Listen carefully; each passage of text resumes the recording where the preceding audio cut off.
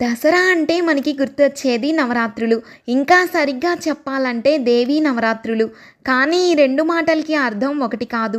అలాగే దేవీ నవరాత్రులలో ఒక్కొక్క రోజు ఒక్కొక్క దేవతను పూజిస్తారు. చూడటానికి వైభవోపేతంగా ఉంటుంది. కానీ ఈ నవరాత్రుల దేవీ అవతారాల వెనుక ఉన్న కథలు ఏంటో, వాళ్ళని మొదటి రోజు అవతారం, రెండవ రోజు అవతారం అని ఇలా వరుస క్రమంలోనే ఎందుకు పూజిస్తారో ఆ రహస్యమేంటో మీకు తెలుసా? ఈ వీడియోలో ఆ రహస్యాల మిస్టరీల గురించి పూర్తిగా తెలుసుకుందాం. దేవీ నవరాత్రులలో ఒక్కొక్క రోజున దుర్గాదేవికి సంబంధించిన ఒక్కొక్క అవతారంను పూజిస్తారు. ఇప్పుడు ఆ అవతారాలకి ఉన్న విశిష్టత, ఎందుకు అవతరించాల్సి వచ్చిందో ఆ విషయాన్ని కూడా తెలుసుకుందాం. కానీ ఇక్కడ మనం తెలుసుకోవాల్సిన విషయం ఏంటంటే, విజయవాడలోని కనకదుర్గమ్మ అమ్మవారి ఆలయంలో నవరాత్రులలో పూజించే నవదుర్గలు శక్తి స్వరూపాలలో ఒకరైన రాజరాజేశ్వరి అమ్మవారికి ఉన్న 9 అవతారాలు. అంటే స్వర్ణ కవచాలంకృత దుర్గా, బాలా త్రిపుర సుందరి, అన్నపూర్ణ, గాయత్రి, లలితా త్రిపుర సుందరి, సరస్వతి, మహాలక్ష్మి, దుర్గా, మహిషాసుర మర్దిని. కానీ అగ్నిపురాణంలో మరో 9 రూపాలైన నవదుర్గలు ఉంటారు. ఇప్పుడు మనం తెలుసుకోబోతున్న ముఖ్యమైన నవదుర్గా అవతారాలు అవే. నవదుర్గలలో మొదటిగా శైలపుత్రి. శైలపుత్రిగా శక్తి మొదటి జన్మలో పర్వతపుత్రుని కుమార్తెగా, అంటే పర్వతపుత్రిగా శక్తి మొదటి జన్మలో దక్షుడి కూతురు సతీదేవిగా జన్మించి శివుడికి జరిగిన అవమానం తట్టుకోలేక హోమగుండంలో దూకి ఆత్మహత్య చేసుకుంటుంది. ఆ తర్వాత రెండో జన్మలో శివుణ్ణి పెళ్లి చేసుకోవడానికి హిమవంతుని కూతురిగా జన్మిస్తుంది. పర్వతాల రాజుకు పుట్టిన కూతురు కాబట్టి పార్వతి లేదా శైలపుత్రి అని పిలుస్తారు.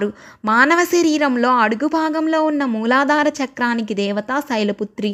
భౌతిక శరీరంలో పుట్టిన దేవి తనలో ఉన్న శక్తిని మేల్కొల్పి శివుణ్ణి చేరుకునే ప్రయత్నం చేస్తుంది.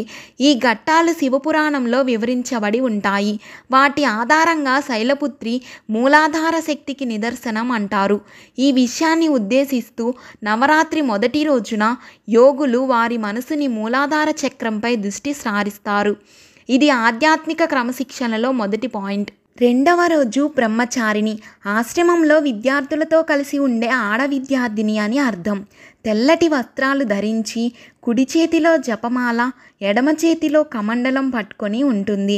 ఈ రూపం గురించి వివరించే కథ వివిధ పురాణాలలో చిన్న చిన్న వ్యత్యాసాలతో చెప్పబడింది. కాకపోతే ప్రధానంగా పరిగణించేది శివపురాణం కాబట్టి శివుణ్ణి పెళ్లి చేసుకునే ఉద్దేశంతో బ్రహ్మచారిణి వేషధారణలో అతన్ని ధ్యానిస్తూ తపస్సు చేస్తుంది. ఆ తపస్సుని అడ్డుకోవడానికి ప్రక్కణాసురుడు తన అసుర సైన్యంతో ఆవిడపై దాడి చేస్తాడు. అప్పుడు ఆ సమయంలో పార్వతీకి సాయం చేయడానికి లక్ష్మీ, సరస్వతి వస్తారు. మొత్తానికి పార్వతీదేవి తపస్సు పూర్తవుతుంది. శివుడు బ్రహ్మచారిగా ఆవిడని కలిసి ప్రశ్నలు, పొడుపు కథలతో పరీక్షిస్తాడు. పార్వతీదేవి అన్నింటికీ సరైన సమాధానాలు ఇస్తుంది. దానికి ఆ బ్రహ్మచారి సంతోషించి నన్ను పెళ్లి చేసుకుంటావా అని అడుగుతాడు. వచ్చింది శివుడని అర్థం చేసుకున్న తరువాత సరే అని ఒప్పుకుంటుంది. శివుడు తన యథారూపంలోకి వచ్చి నీ తపస్సు ఫలించింది అని చెప్తాడు. బ్రహ్మచారిణి అవతారానికి ఉన్న శక్తి స్వాధిష్టాన చక్రంలో ఉంటుంది. శాంతి, స్వచ్ఛతను సూచిస్తుంది. మూడవ రోజు చంద్రగంట. శివుణ్ణి పెళ్లి చేసుకున్న తర్వాత అతని తలపై ఉన్న నెలవంకను తన తలపై ధరిస్తుంది. నెలవంక చూడటానికి గంట రూపంలో ఉంటుంది కాబట్టి దానిని ధరించిన దేవి చంద్రగంట అని పిలుస్తారు. ఈ అవతారం వీరత్వానికి ప్రతీక. చంద్రగంట అవతారంలో దేవికి 10 చేతులు ఉంటాయి. త్రిశూలం, గద, విల్లు, బాణం, ఖడ్గం, కమలం, గంట పట్టుకొని ఉంటుంది. వాటితో పాటు ఒక చేతిలో అభయముద్ర ఉంటుంది. పులి లేదా సింహం తన వాహనం అవుతుంది. ఇదే అవతారంలో దేవీ నుదిటిపై 3వ నేత్రం ఉంటుంది. ఈ రూపం అసుర సంహారంతో పాటు ధైర్యాన్ని మేల్కొలుపుతుంది. చంద్రగంట అవతారానికి ఉన్న శక్తి మణిపుర చక్రంలో ఉంటుంది. శివపార్వతులు కలిసిన రూపాన్ని అర్ధనారీశ్వర అంటారు. అదేవిధంగా చంద్రశేఖరుడు అనేది శివుడి పేరైతే చంద్రఘంట అనేది శక్తి పేరు. 4వ రోజు కూష్మాండ. కు అంటే చిన్నది, ఉష్మ అంటే శక్తి, అండ అంటే బ్రహ్మాండం. మొత్తంగా విశ్వానికి ఉన్న సృష్టించే శక్తిని కలిగి ఉండేదే కూష్మాండ అవతారం. భూమిపై ఉన్న వృక్ష సంపదలో ఈ శక్తి ఉంటుంది. 8 చేతులు ఉండటంతో అష్టభుజాదేవి అంటారు. ఈ అవతారం సృష్టి ఆవిర్భావానికి సంబంధించింది. సనాతన ధర్మానికి సంబంధించిన పురాణాలు చదివితే ఒక్కొక్క కల్పంలో ఆ సుప్రీం కాన్షియస్ వేరువేరు రూపాలలో వ్యక్తమవుతుంది. అలా ఒక రూపంలో సుప్రీం కాన్షియస్ శక్తిగా ఉద్భవిస్తుంది. ఆ రూపమే కూష్మాండ. విశ్వంలో ఏమీ లేని సమయంలో ఒక సన్నటి వెలుగు ఉద్భవించి ఒక స్త్రీమూర్తి రూపం ఏర్పడింది. ఆమె చిరునవ్వు నుంచి విశ్వం ఒక అండ రూపంలో తయారైంది. అదే బ్రహ్మాండం. అప్పుడు బ్రహ్మాండంలోకి వెలుగు, జీవము ఈ రెండింటినీ శక్తి ప్రవేశపెట్టింది. ఆ తరువాత భూమి, గ్రహాలు, సూర్యుడు, నక్షత్రాలను సృష్టించింది. అప్పటి నుంచి కూష్మాండ అవతారంలో ఉన్న శక్తి సూర్యునికి అందడం వలన సూర్యుడికి జీవం పోసే తత్వం వచ్చింది. కూష్మాండావతారానికి ఉన్న శక్తి అనాహత చక్రంలో ఉంటుంది. ఇక 5వ రోజు స్కందమాత. స్కంద అంటే కార్తికేయుడు, కార్తికేయుని తల్లి అని అర్థం. ఒక బిడ్డ పుట్టి ఎదుగుతున్నప్పుడు ఎన్నో కష్టాలు, ప్రమాదాలు ఎదుర్కొంటాడు. వాటిని తట్టుకొని నిలబడే శక్తి తల్లి ఇచ్చి అతని విజయానికి సహాయపడుతుంది అని చెప్పేదే స్కందమాత అవతారం. చతుర్భుజాలు కలిగి 3 కళ్ళతో సింహాన్ని వాహనంగా చేసుకొని ఉంటుంది. ఒక చెయ్యి అభయముద్రలో ఉంటే మరొక చెయ్యి తన ఒడిలో చిన్నపిల్లాడి రూపంలో కూర్చున్న కార్తికేయుణ్ణి పట్టుకొని ఉంటుంది. మిగిలిన 2 చేతులలో కమలాలు పట్టుకొని ఉంటుంది. కొన్నిసార్లు ఈ అవతారం కమలాలపై కూర్చున్న పద్మాసనిగా చూపిస్తారు. స్కందమాత అవతారానికి ఉన్న శక్తి విశుద్ధ చక్రంలో ఉంటుంది. 6వ రోజు కాత్యాయని అవతారం. దుర్గాదేవిలోని యోధురాలి రూపం అంటే శక్తి రూపం. శక్తి రూపంలోని భయంకర రూపాలలో ఇది కూడా ఒకటి. స్కంద పురాణం ప్రకారం దేవతల ఆకస్మిక కోపం వల్ల ఉద్భవించింది. ఎంతో ప్రసిద్ధి చెందిన మహిషాసుర మర్దనం ఇదే అవతారంలో జరిగింది.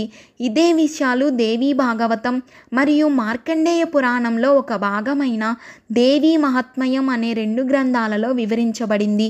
వామన పురాణం ప్రకారం మహిషాసురుడు చేసే అఘాయిత్యాలకు దేవతలకు కోపం వచ్చింది. ఆ కోపం అంతా కాంతుల రూపంలో భూలోకంలోని కాత్యాయ ఋషి మహర్షి ఆశ్రమంలో పడ్డాయి.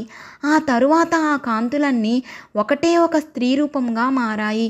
ఇక ఇదంతా కాత్యాయ మహర్షి ఆశ్రమంలో జరిగింది కాబట్టి అతని కుమార్తెగా కాత్యాయని అనే పేరు దక్కింది. కాత్యాయని అవతారం భాగవత మహాపురాణం 10వ స్కందం 22వ అధ్యాయంలో వివరించారు. దానికి ఉన్న శక్తి ఆజ్ఞాచక్రంలో ఉంటుంది. ఒక విధంగా 3వ కంటి స్థానం. ఇక 7వ రోజు కాలరాత్రి. ఇది కూడా దుర్గాదేవి భయానక అవతారాలలో ఒకటి. కాలరాత్రి అవతారం గురించి పురాణాలతో పాటు ఇతిహాసాలలో కూడా ప్రస్తావించడం జరిగింది. ఒరిస్సాకి చెందిన సౌదిగామ అనే గ్రామంలో కాలరాత్రి అవతారం రోజు రాత్రిపూట ఆధిపత్యం వహిస్తుందని వివరించారు. మహాభారతంలో సౌప్తికా పర్వంలో వివరించిన సంఘటన ఒకటి. కురుక్షేత్ర యుద్ధం పూర్తయిన తరువాత ద్రోణాచార్యుడి మరణానికి అతని పుత్రుడు అశ్వత్థాముడు పగ తీర్చుకోవాలని నిర్ణయించుకొని యుద్ధ నియమాలను ఉల్లంఘించి గుట్టుచప్పుడు కాకుండా రాత్రిపూట పాండవుల అనుచరులు ఉన్న గుడారాలకు వెళతాడు. రుద్రుడి శక్తితో వాళ్ళంతా నిద్రపోతున్న వేళ దాడి చేస్తాడు. ఆ సమయంలో కాలరాత్రి ప్రత్యక్షమవుతుంది అనే వర్ణన వ్యాస మహర్షి చేశారు. స్కంద పురాణంలో శివుడు తన భార్య పార్వతీదేవిని దుర్గమాసురుని అంతం చేయడానికి సాయం చేయమని అడిగాడు.